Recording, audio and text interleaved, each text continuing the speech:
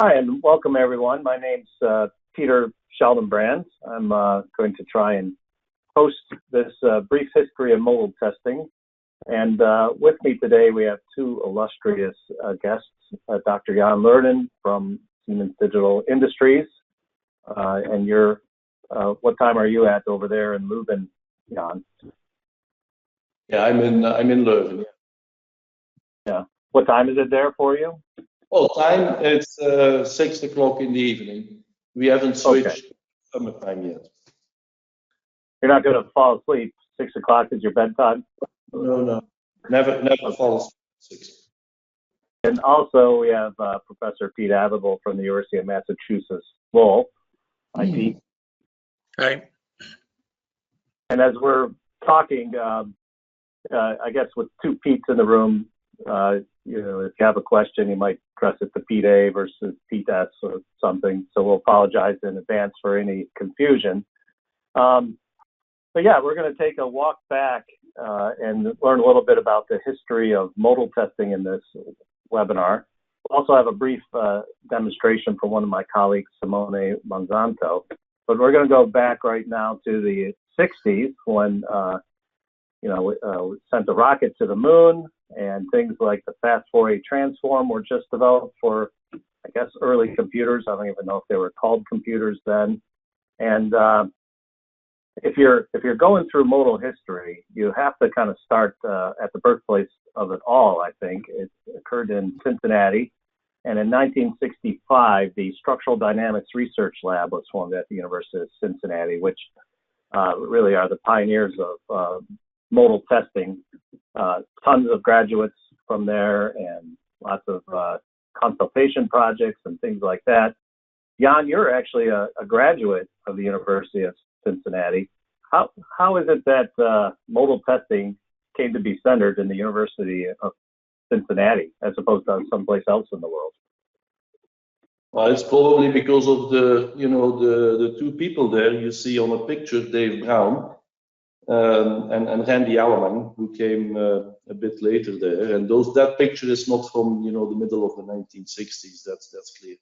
But what happened there really is that there was a lot of focus, I guess, on machine tool vibrations, machine tool shatter, grinding processes and so on and so forth. And that's really where the initial focus was of the lab. And quite frankly, even then already, middle 1960s, starting also cooperation already with the University of Leuven were also there. There was a group focusing a lot on things like machine tool vibration. And I guess from there things started to put in place both experimental methods and analytical methods to study vibrations, and of course one important way of describing vibrations is through the modal characteristics of a product. Yeah, so the lab was formed in part investigating machine tool chatter. And then I guess not only were there a lot of research done in modal, but some companies came out of the university there. One of them, I think, that's pretty famous and started in '67 was SDRC, or Structural Dynamics Research Corporation, and it was formed by Dr. Jack Lemmon, who was part of the SDRL, the lab at the University of Cincinnati. And I guess over the years, did you guys work a bit with Dr. Jack Lemmon, or John, do you want to jump in? I think you even worked at SDRC at some point. Is that right?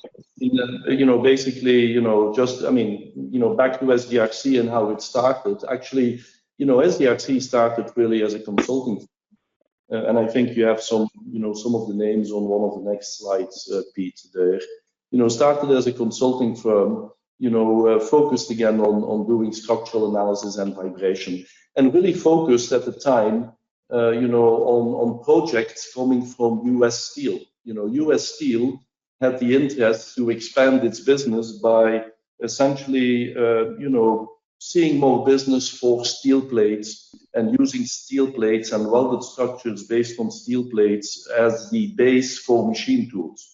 Machine tools typically would have, they would be cast iron type of, foundation or base.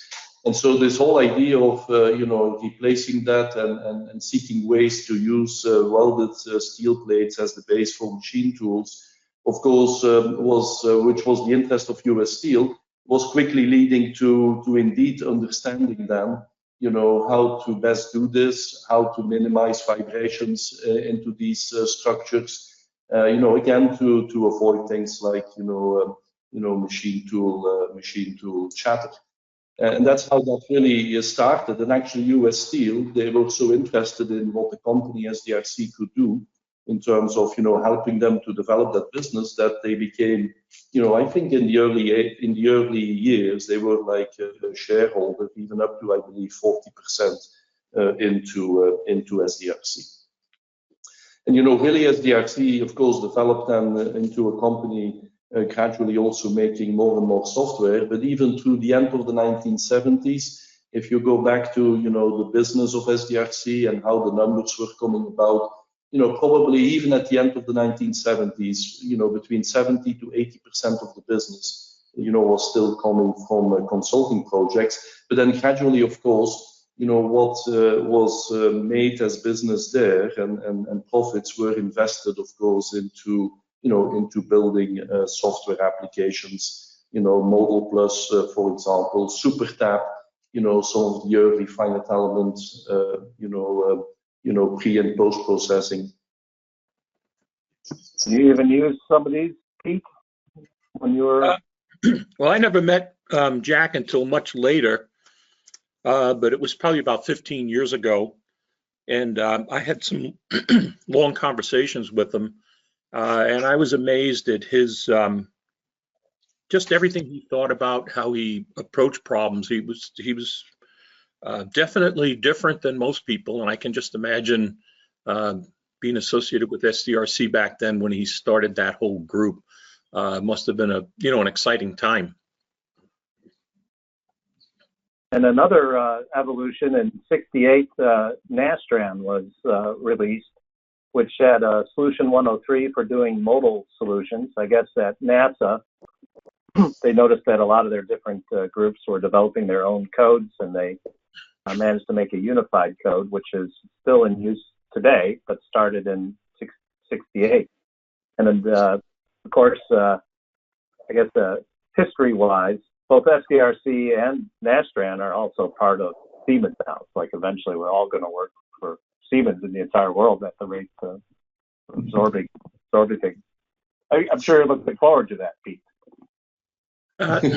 Yeah, I mean, back in those days, I started back in the '70s, and we were doing finite element modeling, and we had to generate our own codes. And what people don't realize is in the early days, we only had beams and trusses. Plate elements hadn't been invented yet. Now I know all the youngsters out there, what? No plate element? How could you live with just beams and trusses? Well, before that, we used to use slide rules. So, we learned how to be ingenious in the way we did things. Great. And a lot of cooperation. University of Cincinnati, I guess, very forward-looking, actually cooperated with a lot of universities around the world. And I think you can't mention University of Cincinnati without talking about like the specialties of the region. So Skyline Chile was introduced to the rest of the world. Have you had Skyline Chile yourself there, Jan? Well, I came to Cincinnati in 1980, and indeed, joined as a student then. Came to the University of Cincinnati and started working at the Structural Dynamics Research Lab. And of course, Skyline Chile was kind of part of the entrance exam to become part of the inner circle in the lab, I guess. And it's an enjoyable dish. You can have it a number of different ways. You know, the more waste you get it, the more explosive it gets. But you know, Dave Brown enjoyed you know, taking the students and the staff there, and of course, you know, it wasn't haute cuisine, but you know, it was a free meal, and for students, that's always important. Yeah, can you? I don't even know how you call this chili exactly. It's got spaghetti, which I don't really associate with chili, and then I guess this is quite unique as well. I noticed, Pete, you were mentioning that it's even made it in slides you've done in some of your training classes. Yeah, I mean, the first time I heard about Skyline, I remember Randy Alamang would come up and we'd do a seminar up at the university, a week long, with testing and analysis, correlation, model updating. And I remember talking about model updating. I talk about finite element matrices. I talk about skylines and topology. And I look at people and I said, well, do you know what Skyline is? And there were 4 people in the audience who said, yeah, that's chili.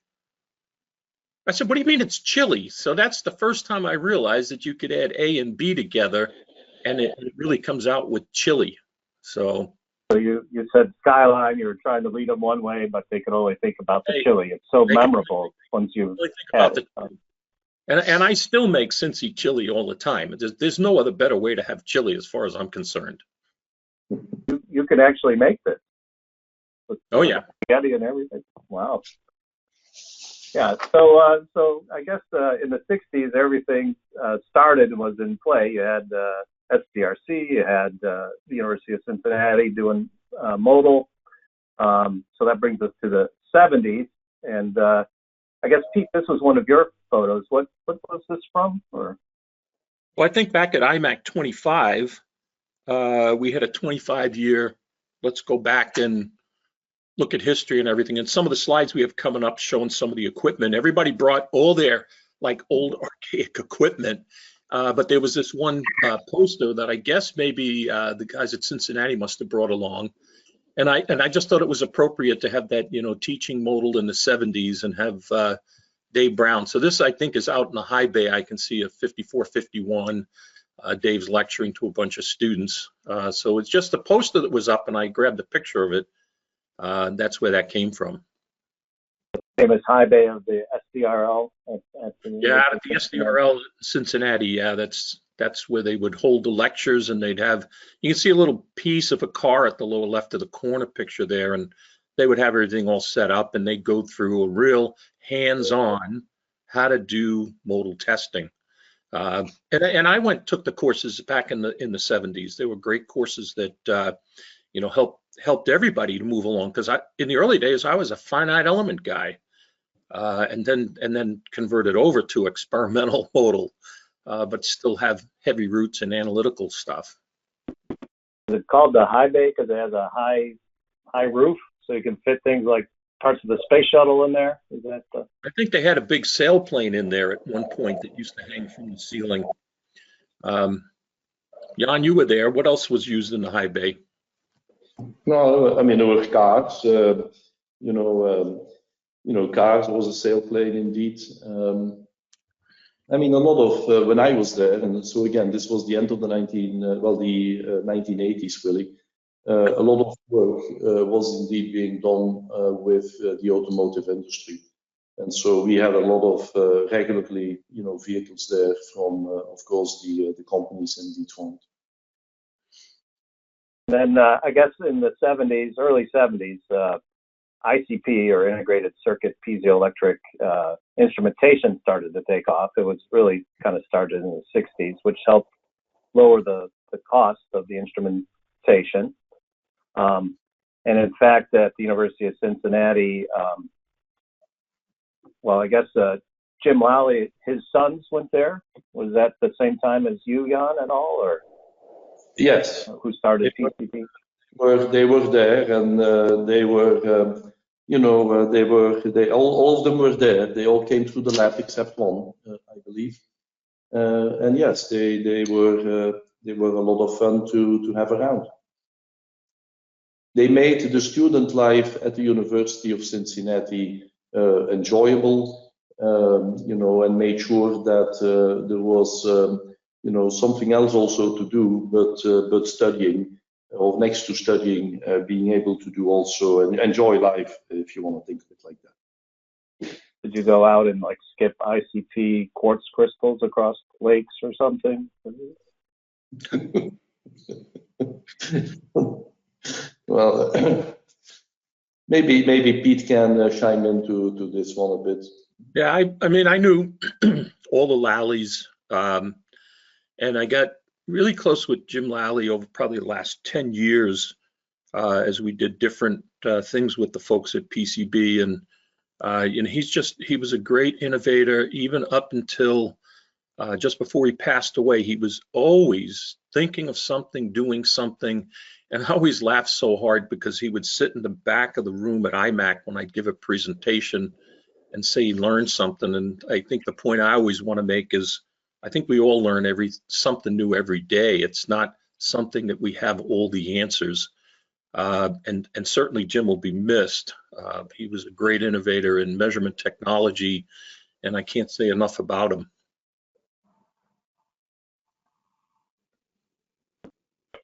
At the same time frame, I guess, in the late 70s, Modal Labs started appearing in other places, including Massachusetts, where you are, Pete.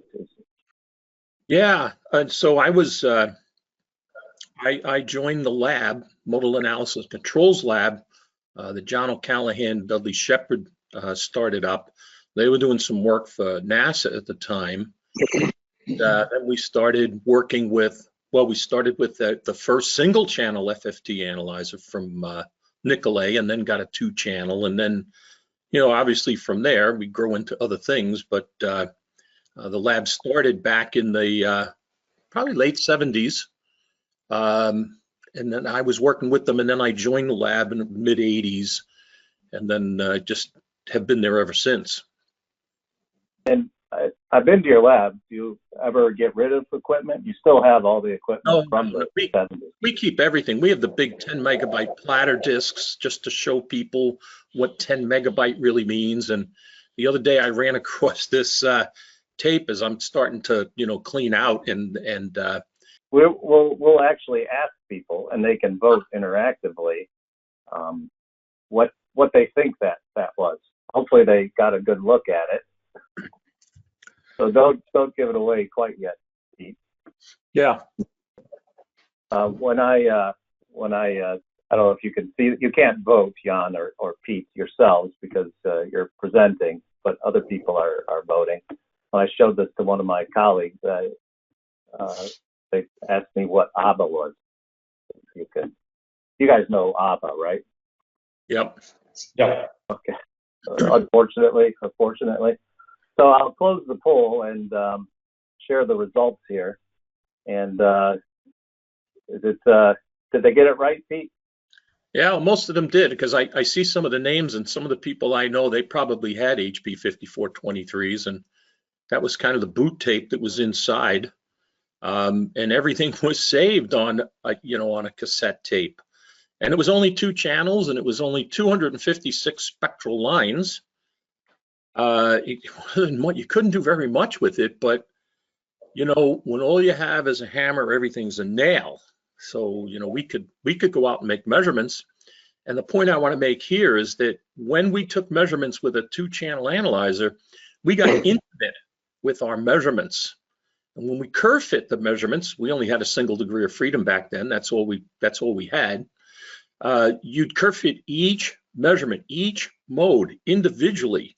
And so you got an intimate relationship with your data that we don't have today, because today you collect hundreds of channels of data, you reduce it at the blink of an eye, and all of a sudden you have squiggles on the screen and mode shapes, and you're not as intimate with the data. So, but yeah, that's how we ran tests. And you knew you get to one measurement, you say, oh, that's where the accelerometer fell off the structure, and we put it back on. Because you remember what happened, because it was so slow. Oh my goodness, it took forever to curve fit data. I remember back in the late 70s, 144 measurements, single degree of freedom for 14 modes, would take 3.5 hours to curve fit with an automated procedure, because of all the read-write operations had to go to that cassette tape. So we didn't have memory. Everything was off the cassette or paper tape, or it was just unbelievable how archaic it was compared to, what we do today. This is how the early practitioners of Modal had time to party and do other things, because, calculations are running for 3 hours at a time. Oh yeah, you'd go out and have lunch, come back, and hope that the system didn't crash. That was another problem. Trying to recover from your Skyline Chile. Yeah, exactly. And then also in the late 70s, over in Belgium, there was a movement afoot for Modal. Were you there, Jan, or you know much about this? But yeah, so I was basically doing my master's in Leuven at the second half of the 1970s, and indeed between the University of Leuven and the University of Cincinnati, quite a strong collaboration developed. In terms of working on topics that had to do with vibration and modal analysis. This was done. I mean, this came about through a close relationship between Dave Brown and then Ray Snoys, who was a professor at the University of Leuven.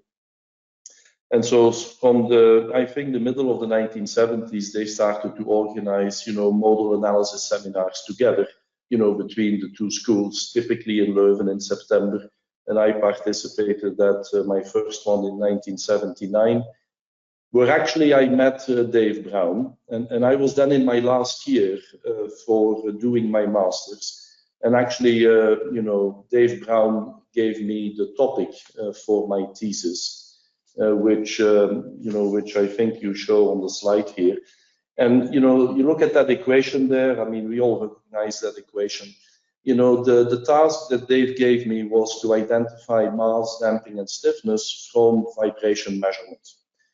And quite frankly, that's an impossible problem to solve unless you have excitation, so to speak, at every location, uncorrelated excitation at every location where you measure response. So, which is most of the time not the case. So it was kind of an interesting problem to work on. I'm not even sure whether Dave knew at the time that the problem was impossible to solve, but we figured that out eventually. And so I put that quote there from Jules Verne, which I believe is very typical for how Dave and Randy also operated in the lab. They kind of gave big challenges. They put the bar high. And by doing that, they were, kind of, pushing things forward. Like, what Jules Verne would say in one of his books, I think, Journey to the Moon. He says every great achievement in the world has been based on exaggerated expectations. It's been the way that really, we were working and operating at the time, in the lab. We put the bar high, we tried to move forward, and by putting the bar high, I believe lots of progress could be achieved. And so you actually came over from Belgium to Cincinnati shortly after that, huh? Well, right after that, so after I finished my work in my master's in Leuven, I indeed came to Cincinnati and stayed there for about 3 years and a half doing my PhD. Yes. Yeah, and then that brings us to the 80s, and the PC came out, but we were still using Unix workstations, so they had to be powerful enough to handle these FRF measurements and everything else. A lot of other trends were happening in the 80s. I don't know if you wanted to comment on this, Jan. Well, I think like it is with many things. I mean, the industry was, the automotive industry especially, from, the end of the 1970s, 1980s, all of a sudden, NVH became a topic very much in focus, to improve comfort in vehicles and sound quality in vehicles and so on. So there was a big, so to speak, search from the industry, the automotive industry, in new techniques to deal with, to do noise and vibration measurements in a more efficient way. There was also the fact that, environmental concerns were, very much, there. And so you see some of the, passed by noise regulations that, really started to become much more strict from, the 1970s all the way really to even what we're looking at now for 2024, as you can see on the slide there.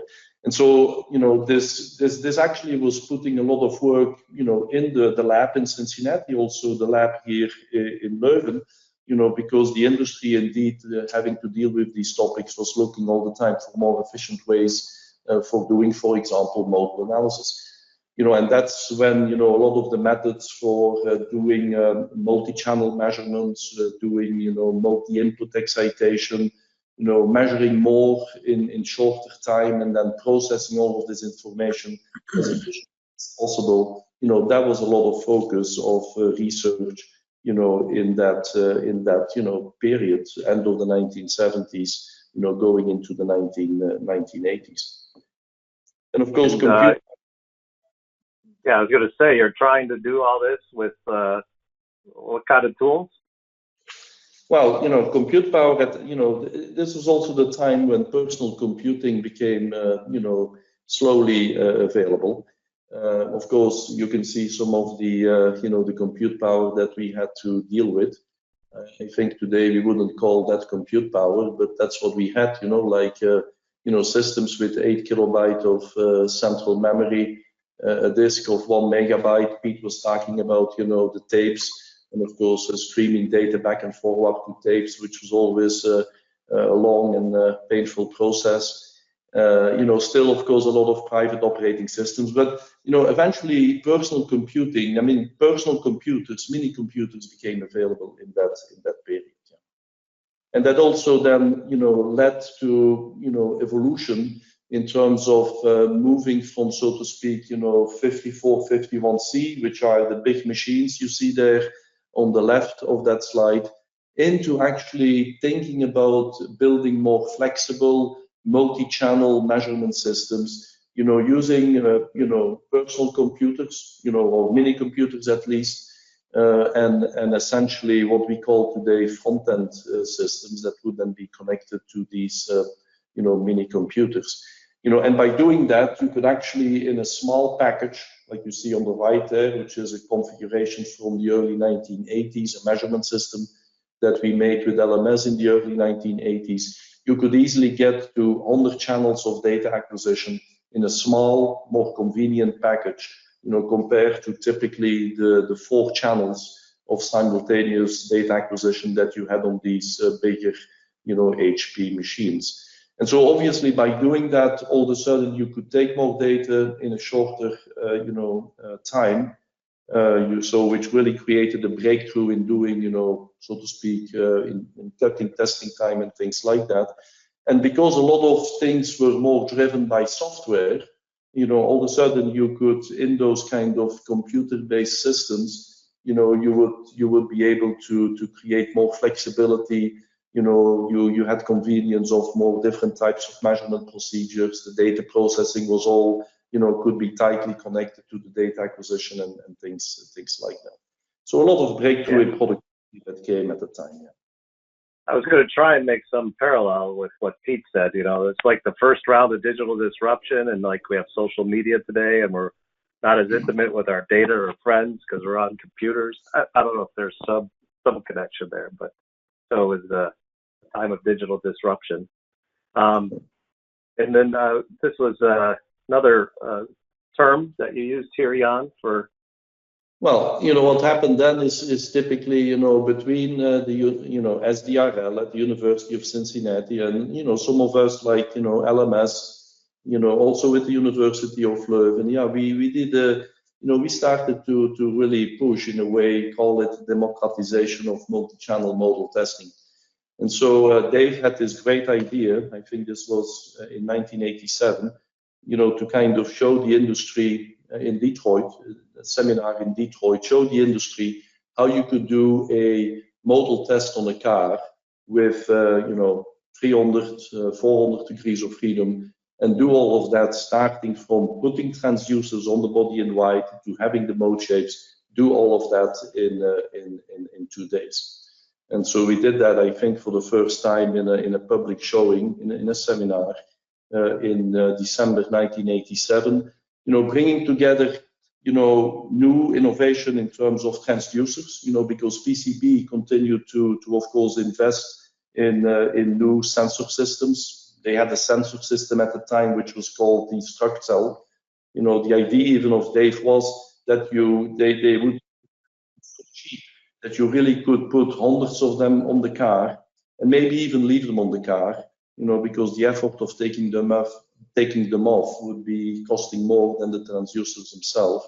It never came to that point. So we brought that technology together with multi-channel data acquisition, and indeed, did that, showed that you can do a modal test with hundreds of degrees of freedom in just a couple of days.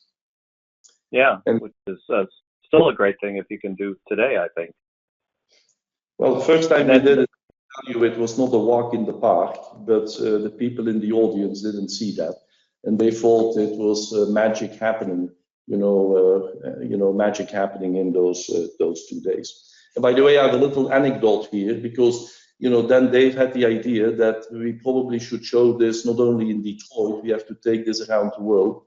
So we took this also to Japan, and I think Randy was there as well then. And so we told the Japanese, look, we're going to show you how to do a modal test on a body in white in 2 days. And so we asked the local organization in Japan to find a body in white.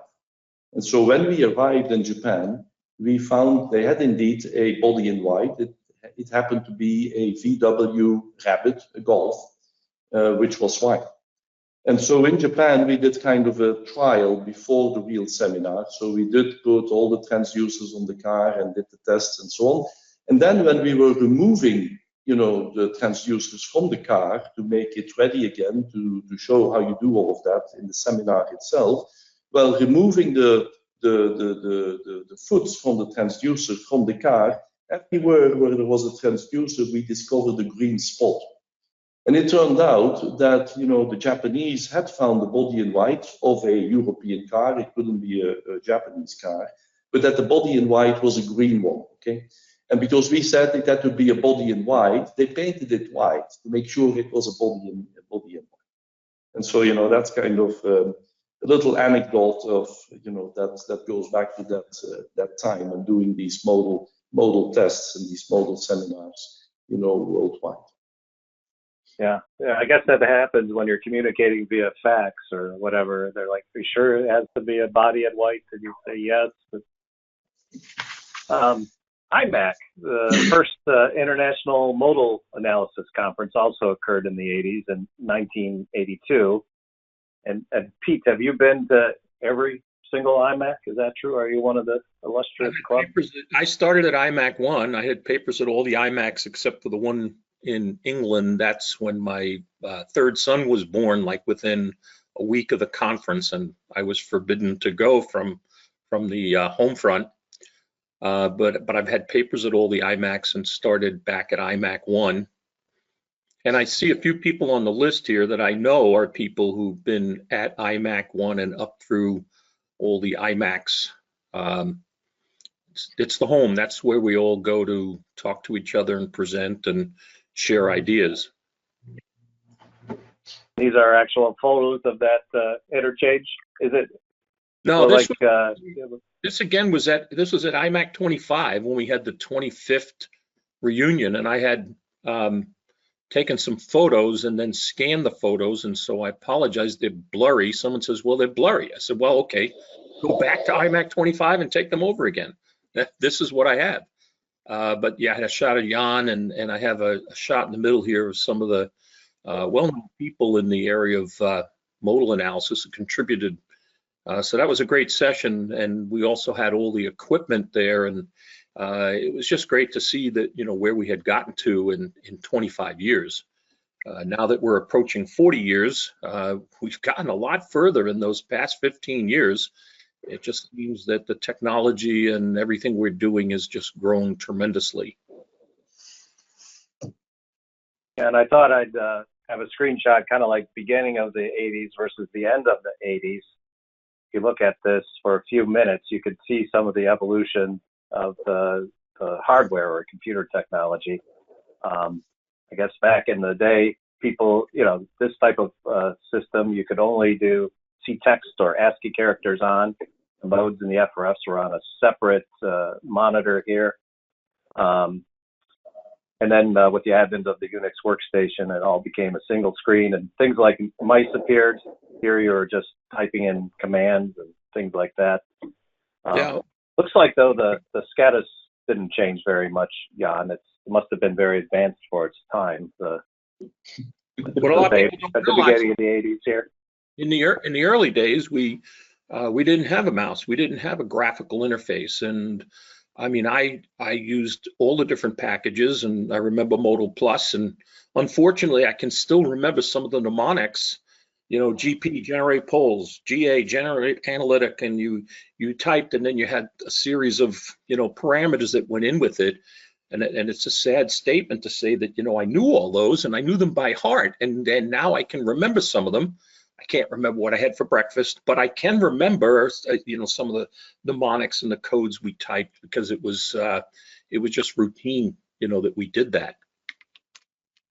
Yeah, I think a lot of our users, when we went to away from the command line driven interface, used to be able to even type them in advance and buffer them up. That was a big feature. Oh yeah, we were typing ahead. The computer couldn't keep up with and I'm not a good typist. I type slow as anything, and yet I was ahead of the computation.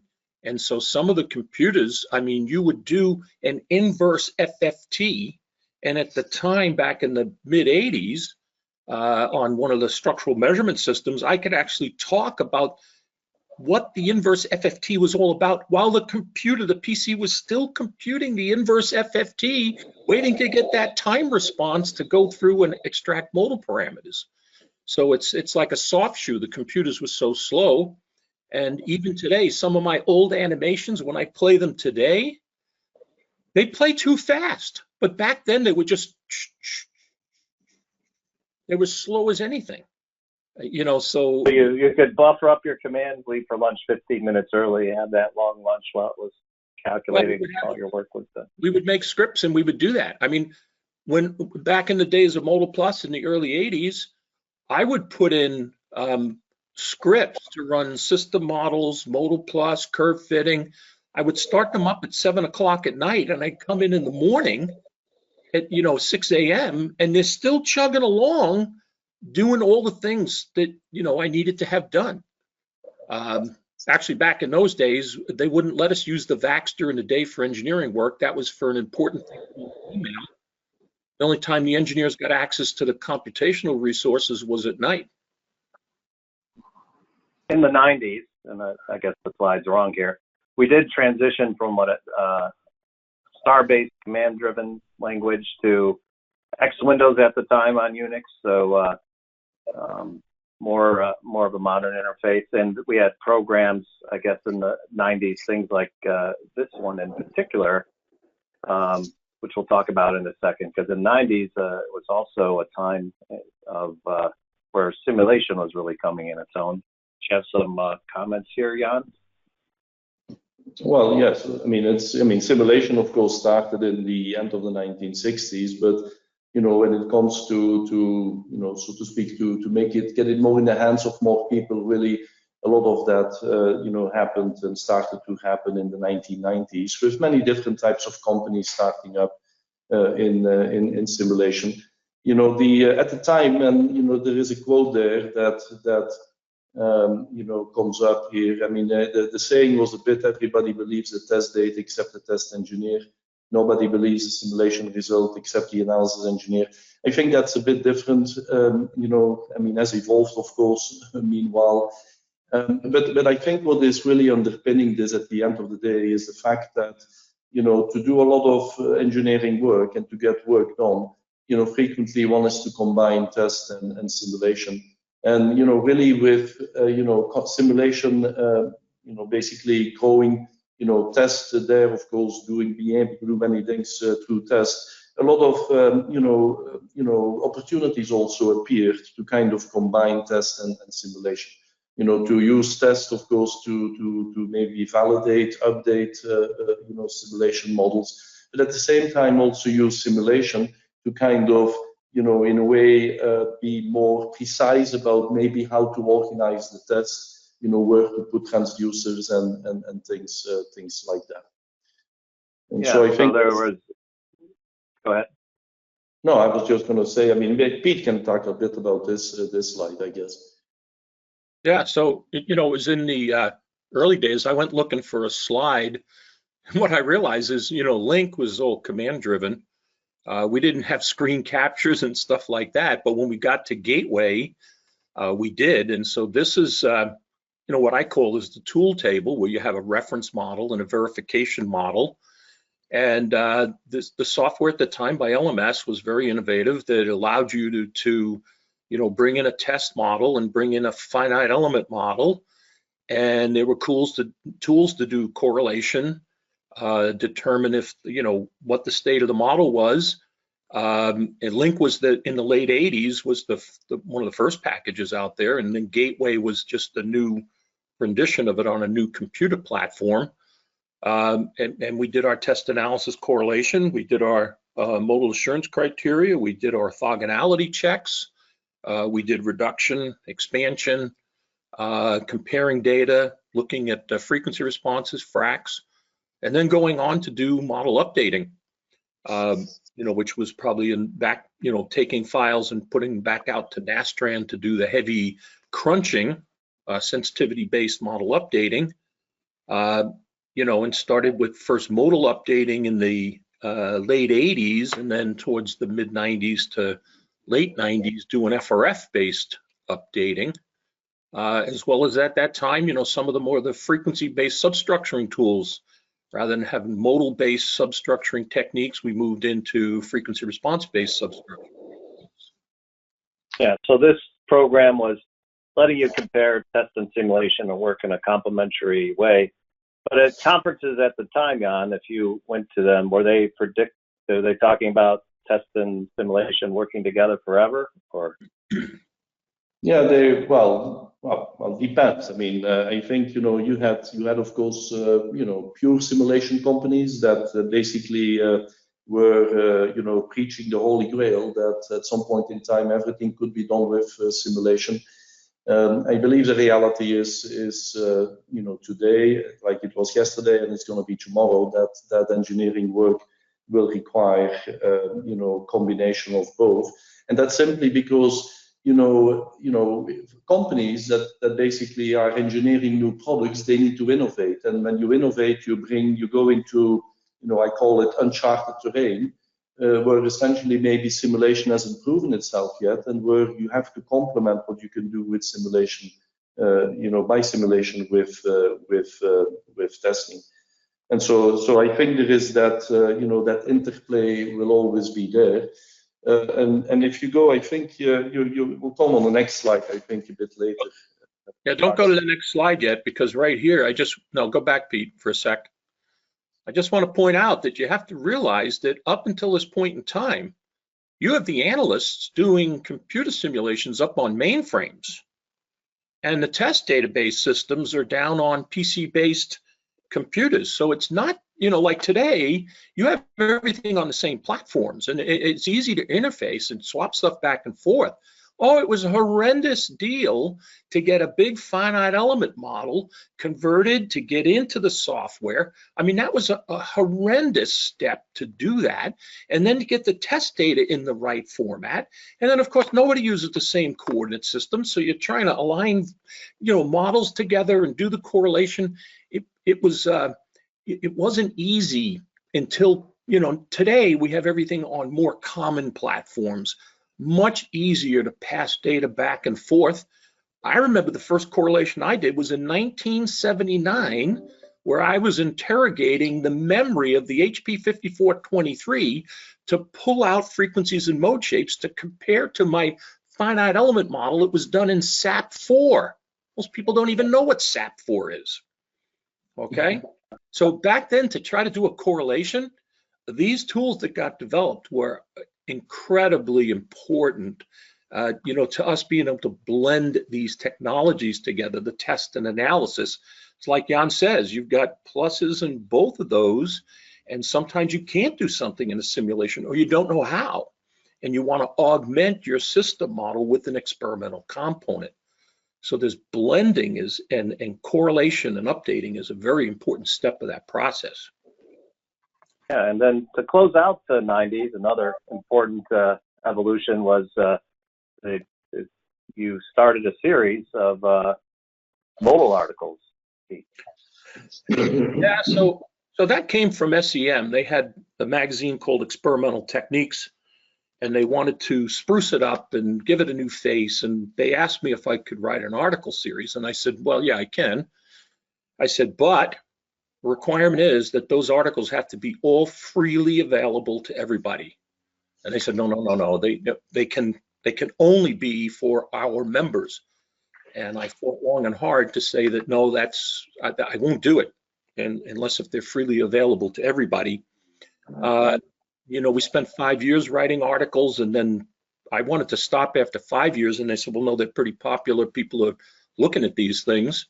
So we went then 10 years. Well, it was after 17 years, they were changing another publisher again. And I said, I just can't do this again. Dealing with publishers is a problem in itself. And so we ended the series, but I still wish it was going on, because I still get emails, people asking me questions. I go, what were you thinking about when you woke up this morning? And this article series is nothing more than 2 pages on a question someone asks me and just expound upon it. Became pretty popular, huh? Worldwide?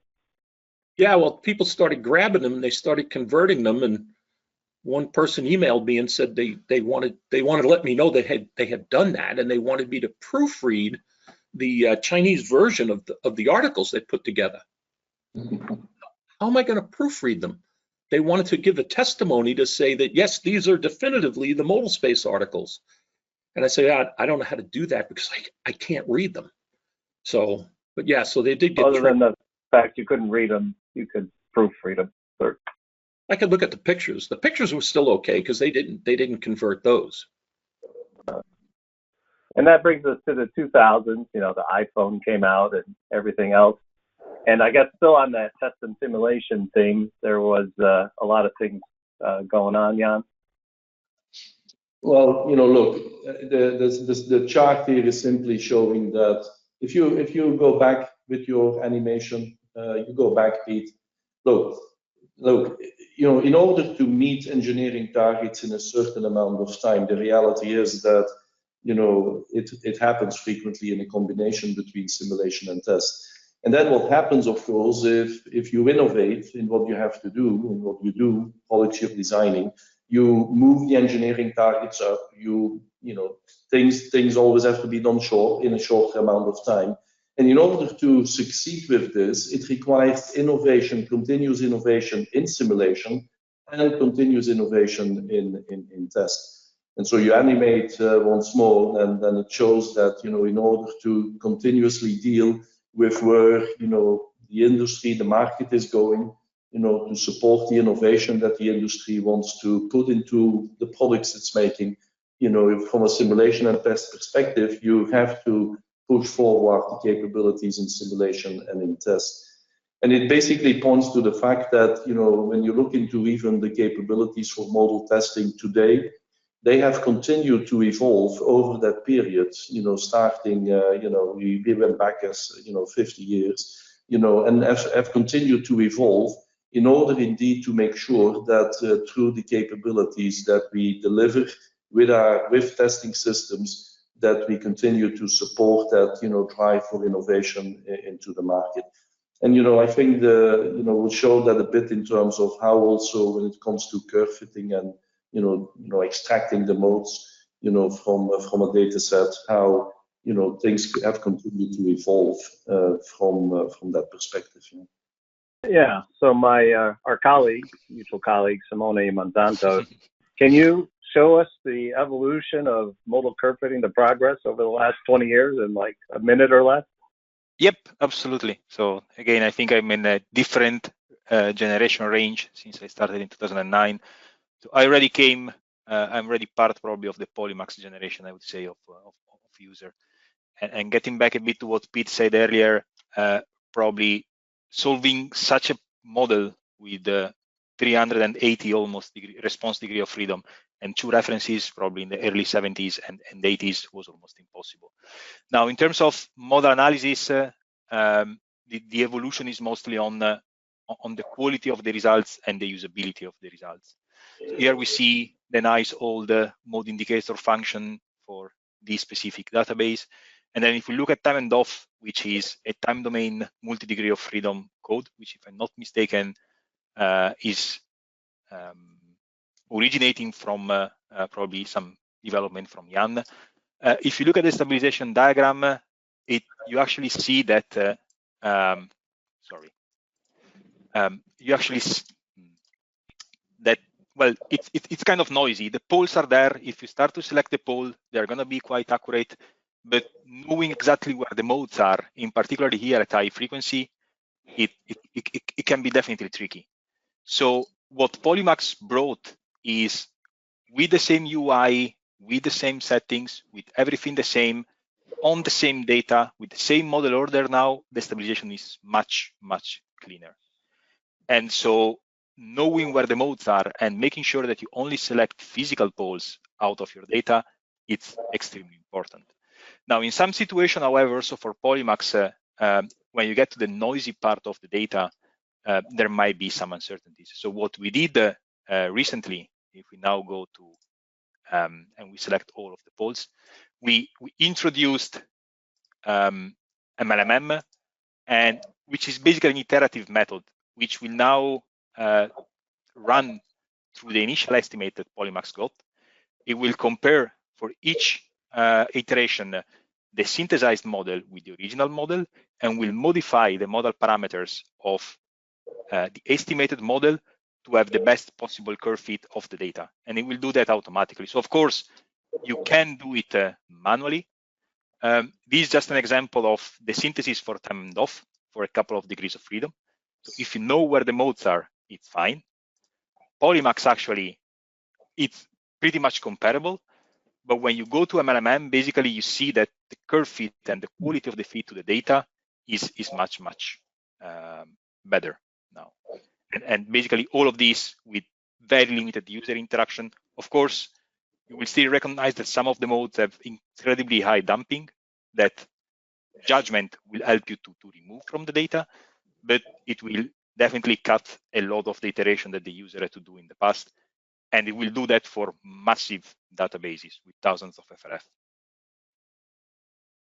Yeah, that must have been a bummer for people. They used to be able to find a mode wherever they wanted one, but now they have to actually look at the actual modes of the structure, or they can't shop for modes, so to speak, and skew the answer.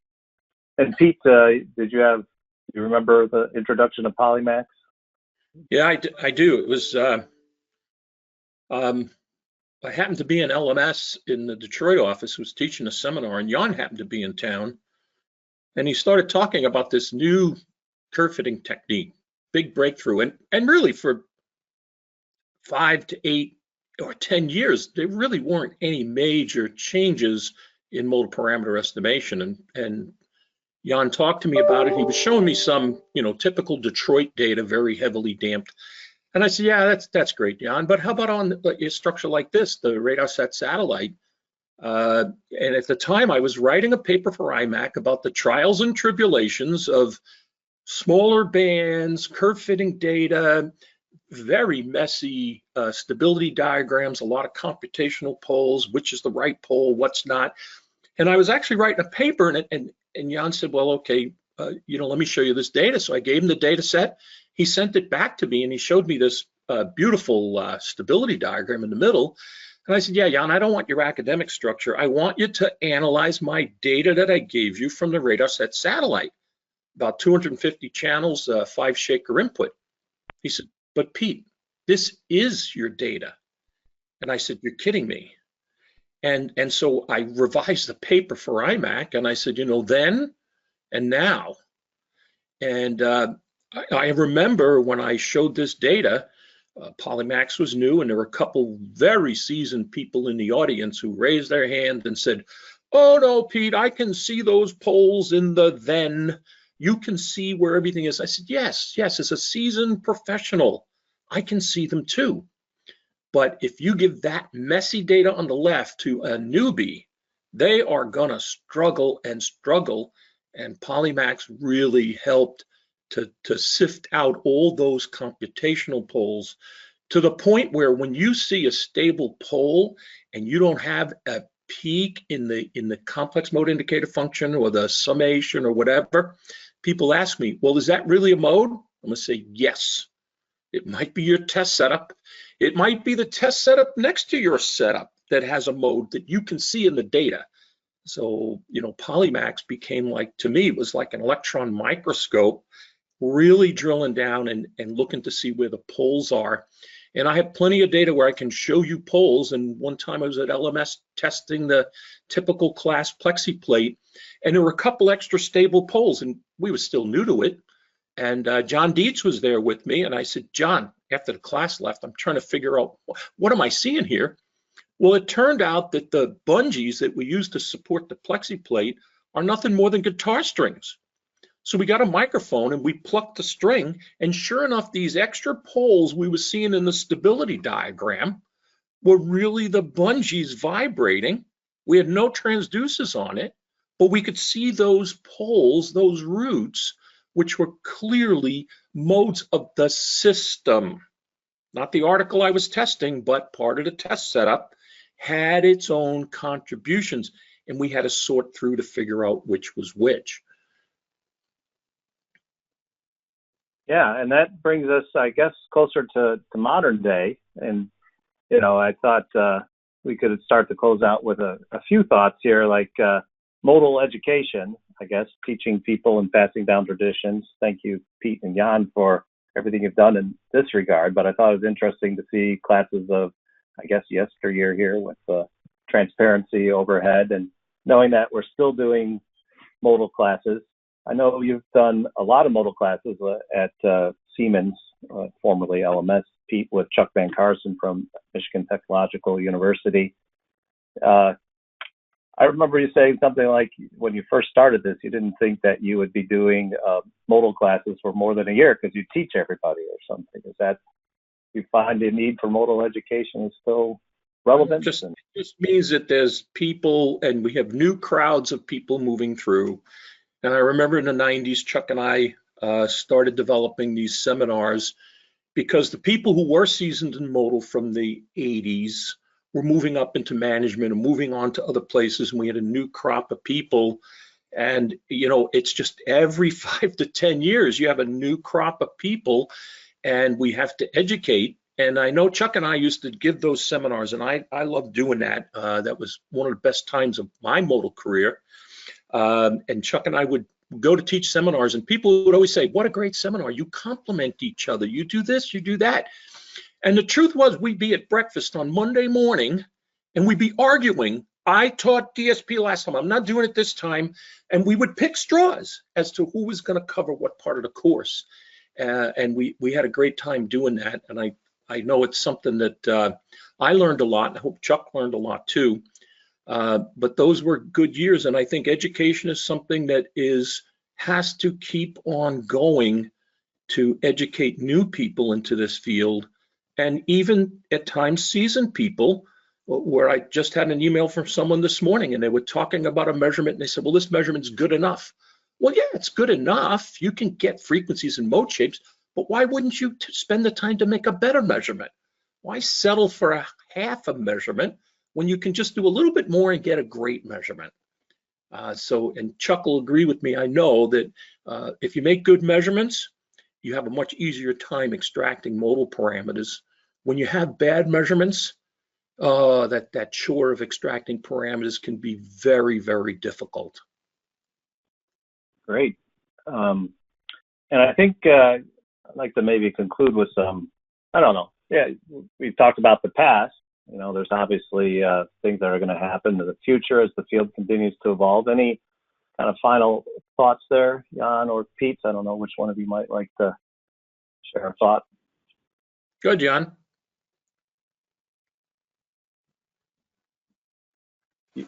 Apparently you're on mute, Jan. So that was a great thought. It was probably one of the best thoughts. It'll never occur again or something.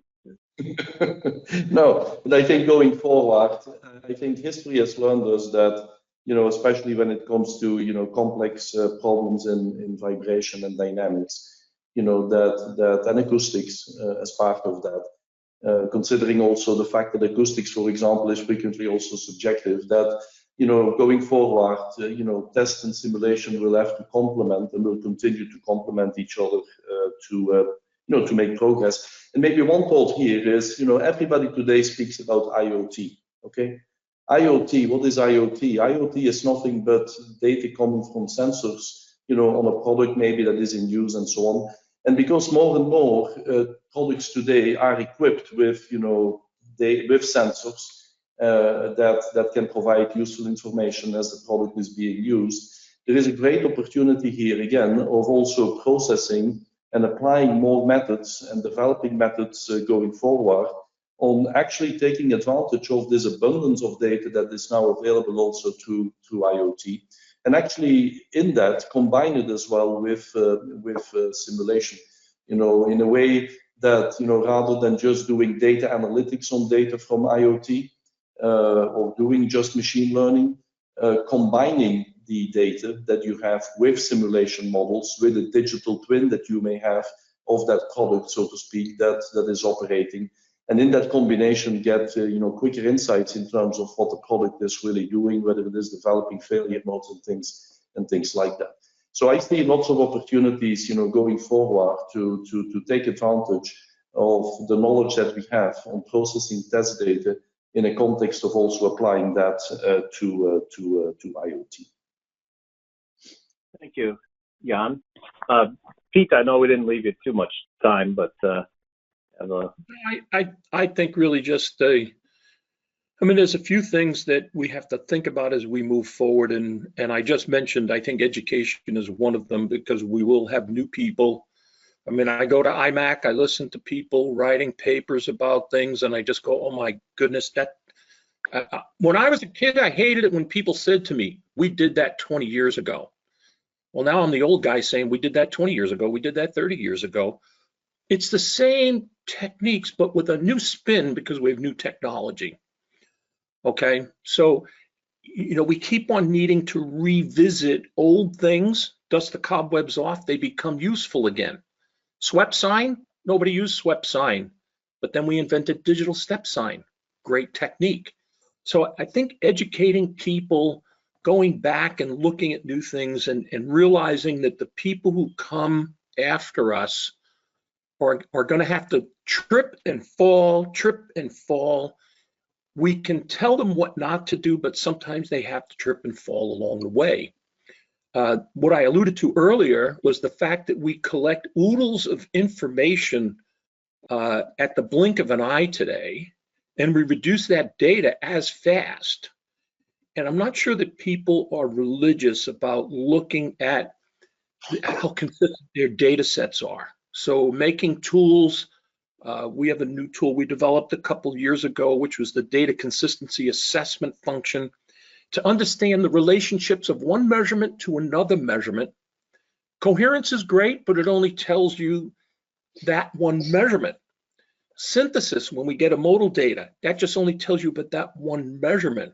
But what about the relationship of all your measurements? If you had a calibration error, or if you had a cable or something happened to your transducer, you collect time streams of data. You cannot see that that data looks good or not. So having tools at our disposal to help us interrogate large data sets and graphically show where there might be errors. So we've used like synthesis and subtracting data from synthesized data and making color maps to see where is the most error in our synthesized functions, to look and see, oh, look, it's over at this wheel well on the automotive structure, and maybe something was rattling there, so it was a bit noisy. But trying to locate where your errors are, how good is your data, I think we need more tools like that to help us better interrogate this massive amounts of data that we're collecting.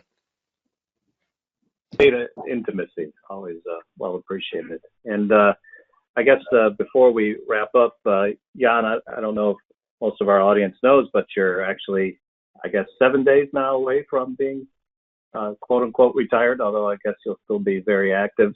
I know I speak for everybody to thank you for everything you've done for the field of modal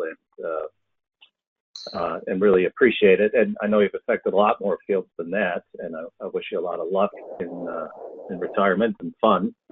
I don't know if you had some final thoughts on, or another final thought on retirement, maybe. Well, yeah, it's true. So I indeed will, basically retire from, my function at Siemens at the end of March, and it's been, I've been in this industry for 40 years, and that's been, very interesting because, of course, over 40 years you see a lot of things change. You see also a number of things that are actually, not really changing over the 40 years, and a couple of things are, for example, the fact that, to move forward, you have to be in contact with industry, with customers, because customers tell you at the end of the day, what they're looking for, where the problems are, and that, helps you then to think about how to, put solutions for that in place in the products you make. And the other thing, of course, that hasn't changed over the 40 years is the fact that a lot of progress happens really by people working together, with universities, with research organizations, of course, also with customers.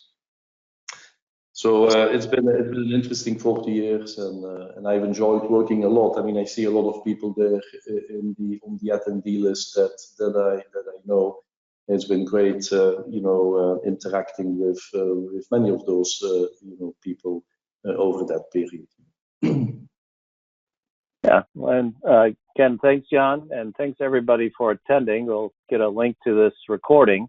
Jan does have a few minutes, a few more minutes. So if you're here for watching the presentation, you can feel free to leave, but he's going to stick around, and we'll actually unmute people if they want, and if you want to talk with Jan briefly. But otherwise, thank you very much for coming today and paying attention. And we'll send out the recording. So like Daniel Blosser had a question. He's a current student at University of Cincinnati, and he was wondering what the best way to utilize cutting-edge technologies, without losing the past is. So Daniel, you feel free to ask your question. Hi guys. Yeah, like you said, I posted it in the chat. First of all, it's been a pleasure learning from you guys today, especially talking to past UC students. It's pretty cool. So my question was, basically, I'm new to the world of FRF modal analysis, just dipping toes in, but I'm wondering what you believe the best way is to utilize some of the more cutting edge technologies without forgetting or compromising the lessons learned from the past. And I added, after all, I can only read so many textbooks, and oftentimes no one bothers to teach the older techniques that, who knows, maybe those will come to light in a new form in the future. Mm-hmm. I think one of the things you want to really do in any testing is to make sure you have a handle on understanding what the technology is. There's plenty of times that we've done things 20 years ago or 30 years ago and say, don't ever do this. And then all of a sudden, people come to me and say, Pete, I thought you said, don't ever do this. Well, 10 years later, I find a way to do it. And they said, but you told me not to do it. Or this textbook says, don't ever do this. What you want to do is prove to yourself that you know what the measurements are that you're deploying and that you understand what you're doing. Okay, because, if we go back to the days when we had 10-bit ADCs, I know people don't realize that we actually use them, and we had instrumentation that was not of the quality that we have today. You had very limited dynamic range, and so there were certain things that we couldn't do or didn't even think about doing. Taking the inverse of an FRF, back in the days of Modal Plus, we would pass out universal files in something called block format because we didn't have floating point. And so you only had about a 60 dB effective dynamic range. And so you couldn't invert frequency responses without a lot of error. We had very, very serious errors at the anti-resonances, which then become resonances as you invert them. So the early days of, impedance modeling in SMRF, you had a lot of restrictions because the data we collected wasn't of the quality. And then all of a sudden we find new mathematical gimmicks, singular value decomposition to decompose matrices. And so I think the thing is, as time goes on, realize that things we couldn't do before, maybe we can do now.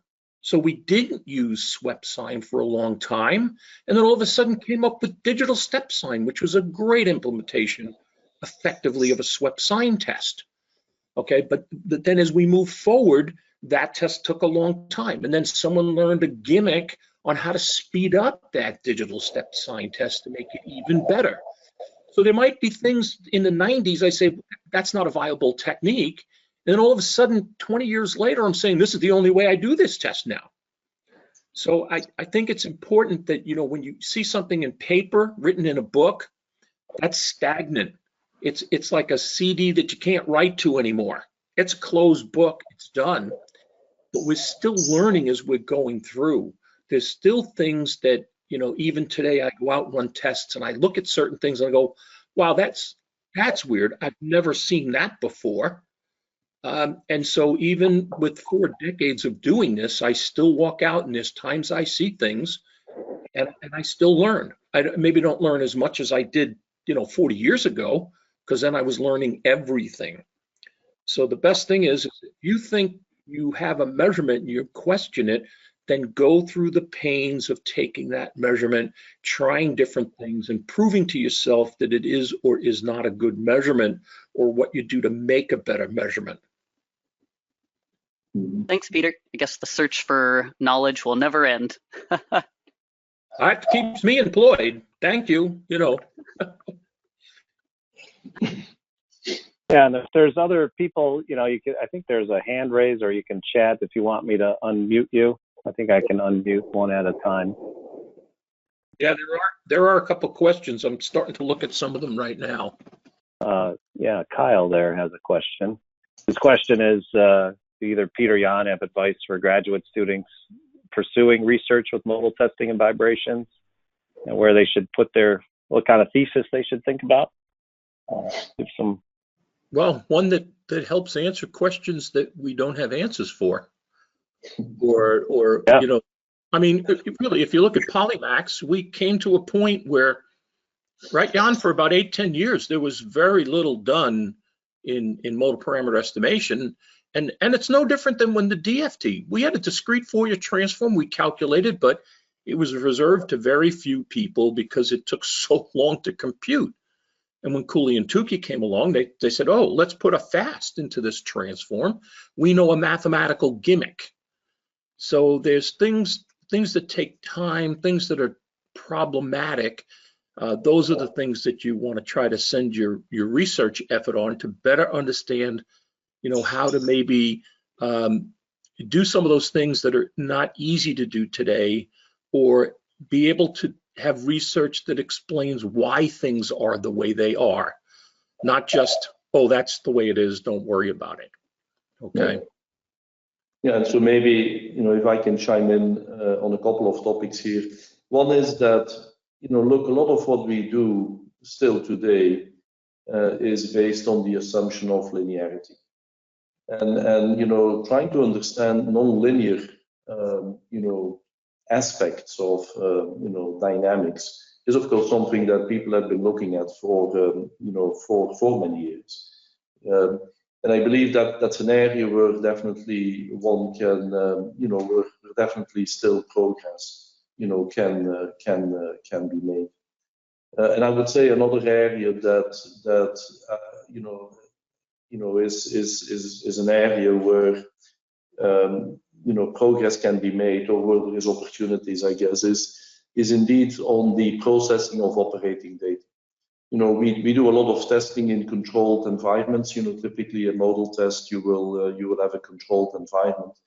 Well, with the fact that increasingly, there is abundance of data that is becoming available because of instrumentation that basically goes into products, and that basically it gives information back on a product as it is being used, and becoming efficient about how to process this information and being able to do meaningful things and extracting meaningful things out of operating data is also an area that I believe is going forward, is going to be continuing to be increasingly important, because there's simply going to be so much more operating data available to do meaningful things with. Yeah, I was trying to unmute Jeff Poland because he was telling me an interesting story from earlier. Sure, but I'm trying to figure out what story I was telling you, and now I have to find out if there's any truth to that story. But there usually is a little kernel of truth. I think it had to do with Jan flying over and writing code for calibration. Well, Jan, I had the pleasure of assisting you on that Detroit show, the very first one, and I can recall you coming from Belgium and writing some user programming to do calibration.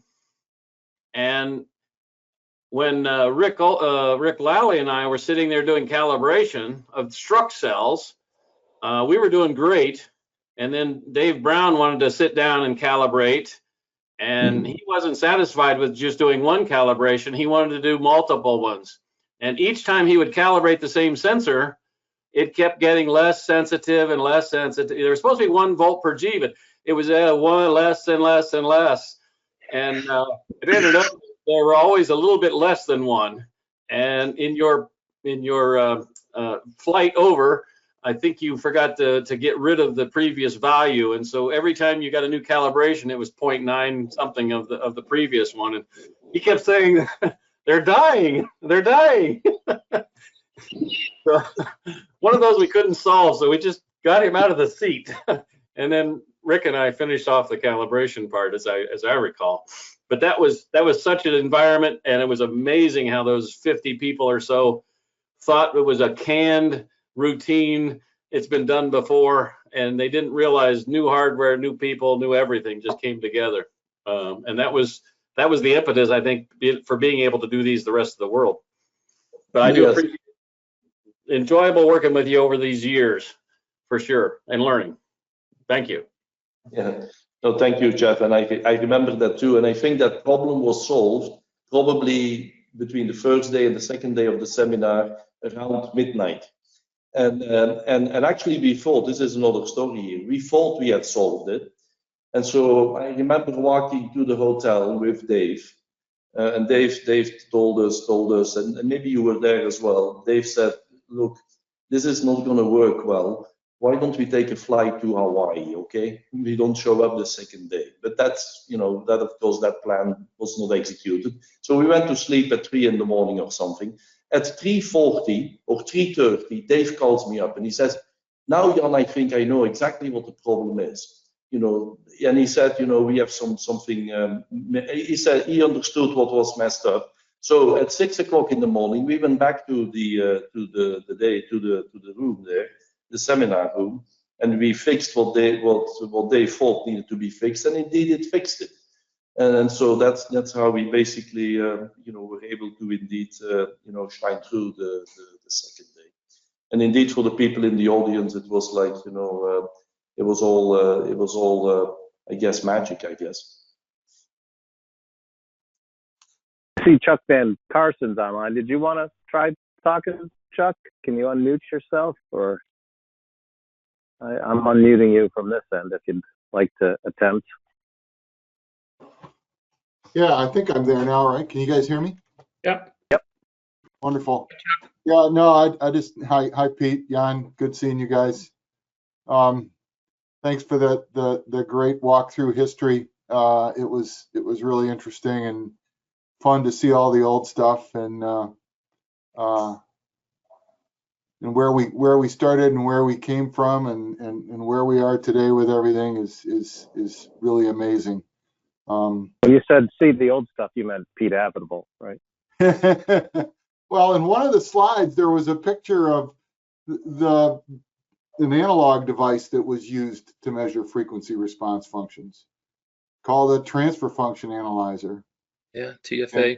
And I had the pleasure of learning on that in the machine tool business before the digital stuff, in a really interesting story. And if Randy's still online, he'll remember this time too. Is we got a digital system at Cincinnati Millicron, and I was tasked with making measurements on the digital system that were the same as the ones that we got off of the analog system, and I couldn't do it.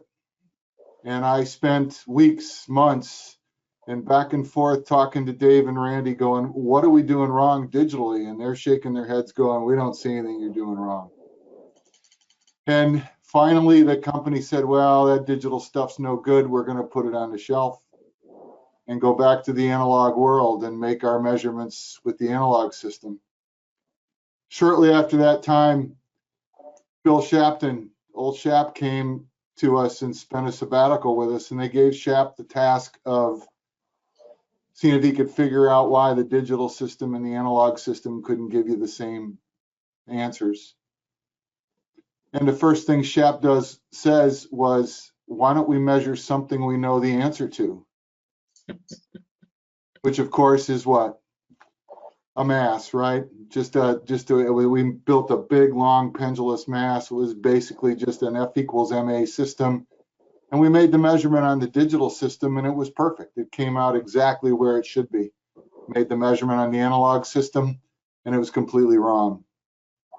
And to make a long story short, the analog system had an internal calibration system, and it had deteriorated over the years. The analog equipment deteriorated over the years, but we didn't realize it because we never second guessed the answers that we got out of the thing. And so I've taken that story with me for 40 years in the business, going, if you don't know what you're doing, you're not sure, go make a measurement of something that you know the answer to. So, but anyways, that was a lot of fun. And Jan, I just want to say congratulations to you on your retirement. I've been there for a couple of years, and it's a great part of life, and I wish you the best of luck in the future. Oh, thanks, Chuck. Well, thanks again, Jan and Pete. I think we'll end the webinar now. Have a good evening, Jan, and thanks everybody who's stuck around. We'll talk to you later. Thank you. Enjoyed it. Thank you.